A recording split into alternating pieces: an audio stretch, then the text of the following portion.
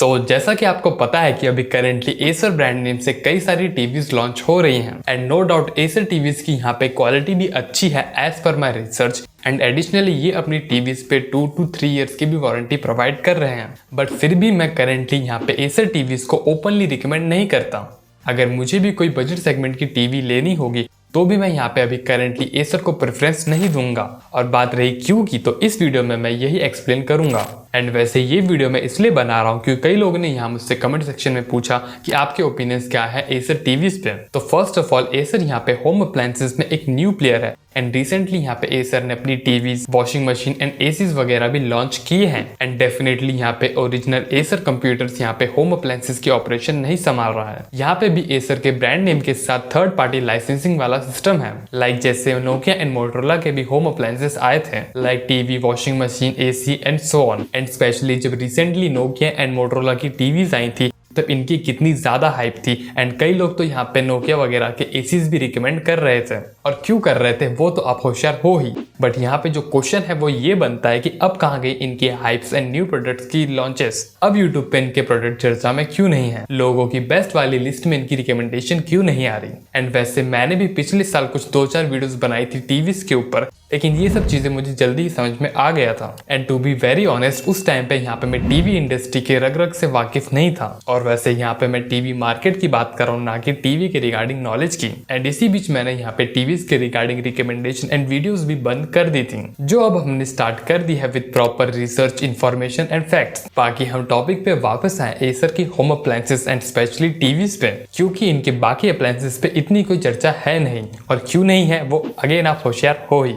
यहाँ मेरा सिंपल सा कंसर्न है कि आने वाले सालों में भी क्या एसर का टीवी डिपार्टमेंट टीवी मार्केट में इतना ही ध्यान देगा जितना वो अभी करेंटली दे रहा है। एंड साथ ही में इनके आफ्टर सेल सर्विस का क्या होगा, या इनका भी हाल नोकिया, मोटोरोला एंड इन जैसे जो कई सारे आने जाने वाले ब्रांड्स हैं इनके जैसा हो जाएगा। जनरली किसी भी कंपनी में टाइम के साथ चीजें बेटर होनी चाहिए, लेकिन यहाँ पे इन ब्रांड के साथ क्या हुआ ये सब तो आप जानते ही हो। एंड स्पेशली जिनको यहाँ पे इनसे दिक्कत आ रही है, प्रॉब्लम आ रही है इनके प्रोडक्ट्स में, वो तो और अच्छे से जानते हैं। एंड वैसे ये कंसर्न मेरे लिए इतना इंपॉर्टेंट इसलिए है क्योंकि एक बंदा जो 35 से 40 हजार की टीवी ले रहा है वो अपनी टीवी की life minimum to minimum 5 years तो एक्सपेक्ट कर ही रहा होगा। एंड भले टीवी 5 साल तक बिना किसी दिक्कत के चले या ना चले, एटलीस्ट इस बीच में कोई प्रॉब्लम आती है तो कस्टमर को यहाँ पे प्रॉम्प्ट सर्विस तो मिलना चाहिए ही। और आपको क्या लगता है कि ये नोकिया, मोटोरोला जैसी आने जाने वाली कंपनी ये सब हमें दे पाएंगी, जबकि यहाँ फ्लिपकार्ट नोकिया एंड मोटोरोला की होम अप्लायंसेस संभाल रहा था, जिसकी ऑलरेडी यहाँ पे सर्विस कंपनीज के साथ टाइप्स हैं। लाइक अगर हम यहाँ पे फ्लिपकार्ट एंड अमेजोन से कोई टीवी लेते हैं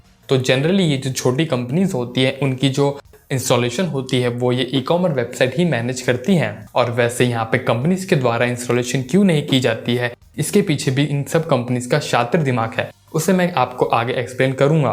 और वैसे ये जो आफ्टर सेल सर्विस होती है उसका रियल आइडिया लगाने के लिए एटलीस्ट 2 से 3 साल तो चाहिए, जिससे हम उसकी एक क्लियर पिक्चर बना पाएं। एंड वैसे ये वीडियो सिर्फ एसर टीवीज के लिए नहीं है, यहाँ जितने भी लाइसेंस बेस्ड जो कंपनीज आती हैं उन सब के लिए मेरे ओपिनियंस तो यही रहेंगे, चाहे फिर वो कोई भी कैटेगरी हो, AC, washing machine, TVs, fridge या कोई अदर होम अप्लायंसेस भी क्यों ना हो। बाकी एट दी एंड डिसीजन हमेशा की तरह सिर्फ आपका ही है, क्योंकि पैसे भी आपके हैं। मैं अगर यूट्यूबर ना होता तो भी मैं अपने यूज के लिए अपने पैसों से एक्सपेरिमेंट नहीं करता एंड ना ही किसी को भी रिकमेंड करूंगा, चाहे फिर वो सीलिंग फैन जैसी छोटी कैटेगरी क्यों ना हो, जिसके रिगार्डिंग ज्यादा आइडिया आप मेरी बाकी वीडियोस देख के लगा सकते हो। बाकी इन सब के अलावा बस मैं इतना कहूंगा कि मैं ये नहीं कह रहा कि एसर टीवीज बेकार है, एसर फ्यूचर में अपनी टीवीज वगैरह पे ध्यान नहीं देगा। इनकी TVs currently according to the current information जो अभी अवेलेबल है उसके अकॉर्डिंगली अच्छी है, लेने लायक है। एंड साथ ही में इनकी मार्केटिंग को भी मैं 10 on 10 दूंगा। लेकिन इसका मतलब ये भी नहीं है कि एसर टीवीज में हमें कुछ एक्स्ट्रा ऑर्डिनरी मिल रहा है जो इसके जो अदर कॉम्पिटिटर्स हैं, जो वेल स्टेब्लिश्ड कॉम्पिटिटर्स है, वो प्रोवाइड नहीं कर रहे हैं। इनफैक्ट यहाँ पे कुछ ऐसे भी ब्रांड्स हैं जिनके रिगार्डिंग यूट्यूब पे इतनी चर्चा नहीं होती एंड उनकी पिक्चर क्वालिटी एंड साथ ही में आफ्टर सेल सर्विस ये नए brands like me, Hisense, Vu and वगैरह वगैरह से बेटर है।